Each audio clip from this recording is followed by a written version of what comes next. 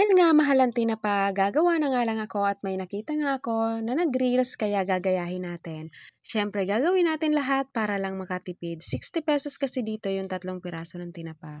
Galunggong nga yung binili ko dahil mas maganda itong gawing tinapa. Ibababad nga natin ito sa asin ng 30 minutes, rock salt nga ang mas magandang gamitin. Pagkababad nga, i-steam natin ito ng 20 minutes at after noon, papahanginin natin ito. Pwede din naman painitan pero dahil nga medyo wala nga yung init kaya papahanginan na lang natin to. Tignan nyo naman at medyo matigas na nga, so pwede na nga natin itong pausukan. Sa pagpapausok naman, gagamit tayo ng 3 Lipton tea at maglalagay din tayo ng asukal. Gumawa na nga ako nito ng nakaraan pero dahil nga i-share ko sa inyo, kaya eto, nabidyohan na natin.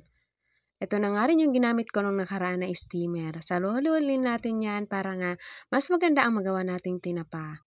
At papausukan nga na dito ng mga 15 minutes or 20 minutes. So tignan nyo naman, napakaganda na nga mga mami ng ating nagawang tinapa.